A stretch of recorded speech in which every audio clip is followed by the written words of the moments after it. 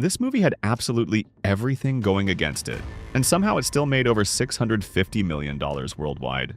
Back in the late 90s and early 2000s, Disney was basically in free fall. Touchstone, which used to print money in the 90s, suddenly couldn't buy a hit. The main Disney studio? Even worse. Traditional animation was dying, and big releases like The Emperor's New Groove, Atlantis, The Lost Empire, and Treasure Planet were flopping one after another. And it wasn't just animation. Live action wasn't doing any better. Movies like 102 Dalmatians, Inspector Gadget, The Kid, Mighty Joe Young, all bombs. Just miss after miss after miss. Pixar was the only thing keeping Disney afloat, but here's the catch. They didn't even own Pixar yet. So instead of printing money, Disney was just getting a cut. Not exactly ideal when your entire studio is bleeding. And right in the middle of all this chaos, Disney decides, yeah, let's make a pirate movie. Because that sounds like a great idea when everything else is failing, right?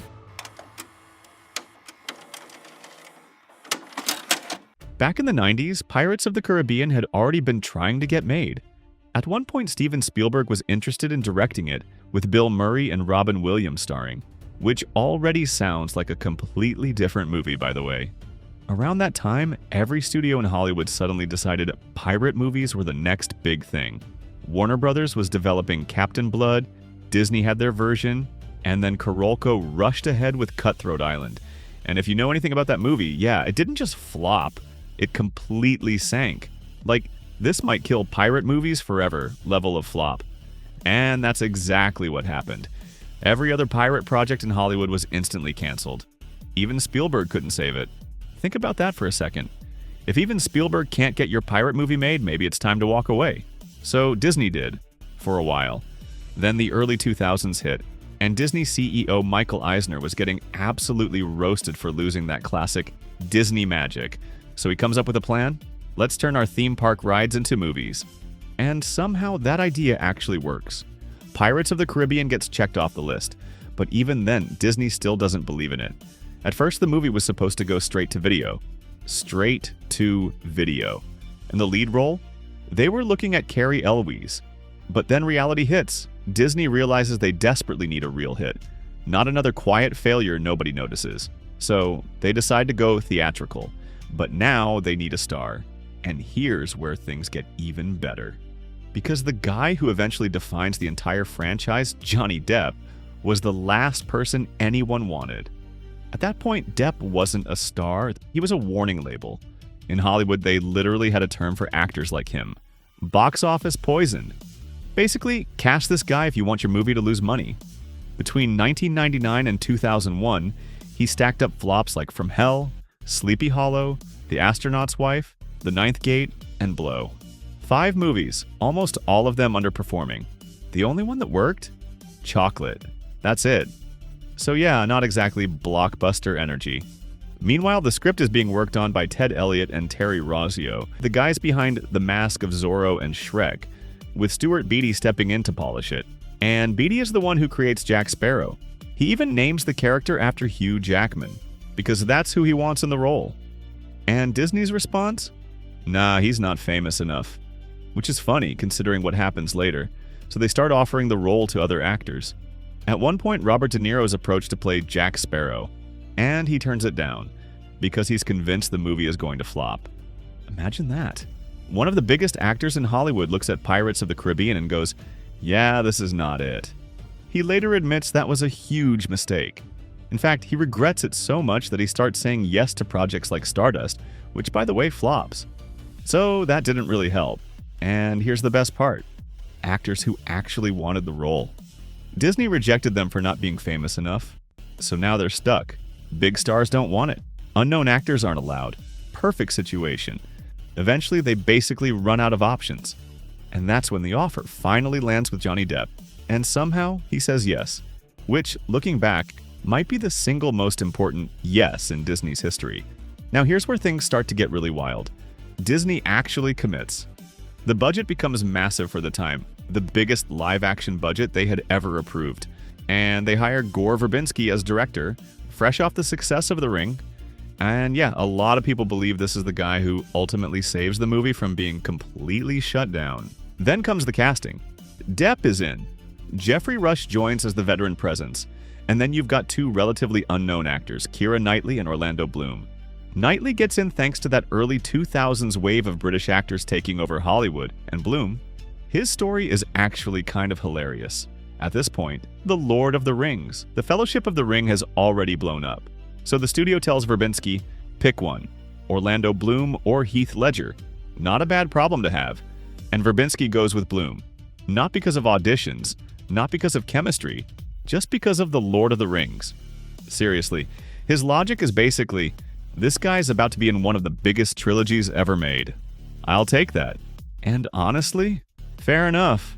And just when it looks like everything is finally coming together, the movie almost gets killed anyway. This is probably the closest Pirates of the Caribbean ever came to straight up not existing. Filming had already started when Disney releases another theme park movie, The Country Bears. And it doesn't just flop, it completely dies. Like, why did we even make this level of disaster? And now Michael Eisner is looking at a $140 million pirate movie that he personally approved and thinking, yeah, I'm about to get fired. Because losing $35 million on a weird talking bear movie is one thing. Losing $140 million on pirates? That's a career-ending decision. So Eisner panics, and he orders production on Pirates to be shut down. Just like that. Mid-shoot. Imagine being on set, building ships, shooting scenes, and suddenly the boss goes, yeah, we're done here. But here's where Gore Verbinski basically saves the entire movie. He just ignores the order. Straight up. Doesn't shut anything down. Keeps shooting, and when Eisner shows up on set, ready to personally kill the project, he sees the full-scale sets that have already been built, and suddenly he's not so confident anymore. Then Verbinski shows him the concept art, and that's it. Eisner goes from shut it down to, okay, maybe this actually works. That's how close this movie was to being canceled. And now let's talk about Johnny Depp, because yes, he created one of the most iconic characters in movie history, but also the studio almost didn't let him do it. People love to say, Depp made Jack Sparrow what he is, and that's true. But they forget how many of his ideas Disney rejected. If Depp had full control, Jack Sparrow would have been even weirder. Like, way weirder. At one point, he wanted Sparrow to spend the entire movie without a nose. No nose. Just gone. He also wanted him to be terrified of things like fire, and constantly overreact to everything, like jumping out of windows because someone sneezed, which honestly sounds like a completely different movie.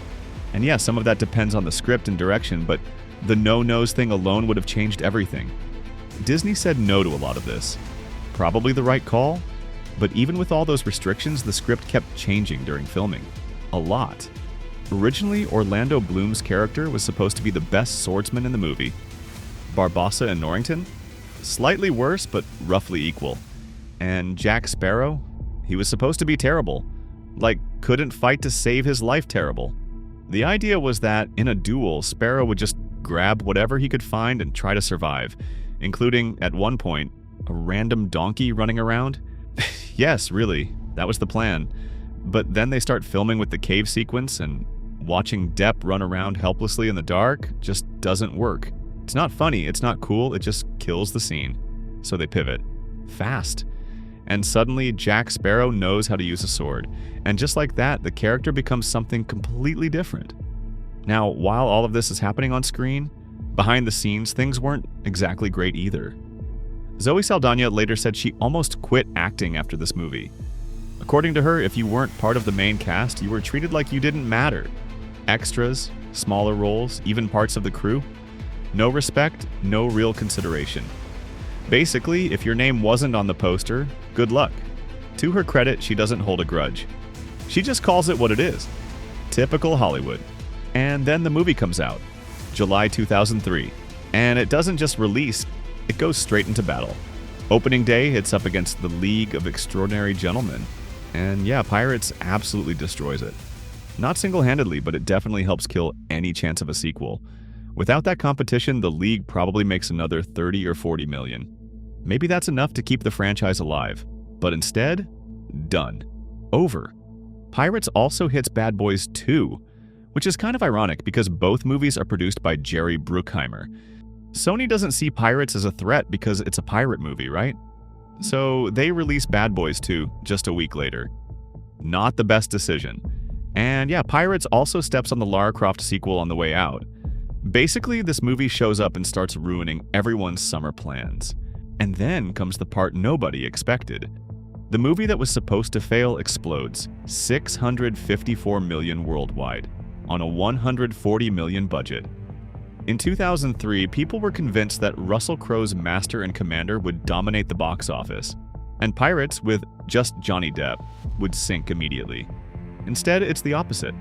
Crowe's movie quietly underperforms and Pirates becomes a phenomenon. And here's the crazy part. It really could have gone the other way. One bad decision, one wrong call, and this whole thing collapses. It also becomes the first Disney movie ever released with a PG-13 rating. And that matters more than you think. Because if Disney had forced their usual PG rating, the movie would have been completely different. No undead pirates, no real sword violence. That final shot with Jeffrey Rush probably happens off-screen, or he just falls into a pit and disappears like it's a cartoon. Would the movie still work? Maybe, but it definitely wouldn't be the same movie people fell in love with. And of course, the success changes everything. Johnny Depp goes from box office risk to one of the biggest stars in the world. Before Pirates, he's making $3 to $4 million per movie. After, $15 to $20 million. And for the sequels, $50 to $60 million. That's a career reset if I've ever seen one. Keira Knightley and Orlando Bloom also blow up overnight. Hollywood tries really hard to turn Bloom into a superstar, but most of his lead roles, Kingdom of Heaven, Haven, Elizabethtown, don't land. Same with Knightley. She gets flooded with offers, starts making a couple million per film, and then projects like The Jacket, King Arthur, and Domino flop. So yeah, not every Pirates boost turns into long-term success. Meanwhile, Jerry Bruckheimer and Gore Verbinski become absolute power players in Hollywood. Bruckheimer can basically get anything funded, and Verbinski can walk into a studio and get a massive animated movie like Rango greenlit without a problem. But here's the irony. Fast forward to 2013, and they all reunite for The Lone Ranger. Same team, same ambition. And this time, it crashes hard. The failure hits all three of them, but especially Bruckheimer and Verbinski. After that, Verbinski directs just one smaller film, and Bruckheimer goes through a string of flops until Bad Boys for Life randomly saves him in 2020. And when you look at how successful the first Pirates was, it's pretty obvious why Disney just refuses to let this franchise die. They keep bringing it back, keep trying to squeeze more out of it no matter what, and now they're planning to keep going without Johnny Depp. Which, yeah, maybe that's actually for the best. At least that way, whatever this turns into, it'll probably end faster. That was Frameback. Subscribe for more rewinds and see you on the next one.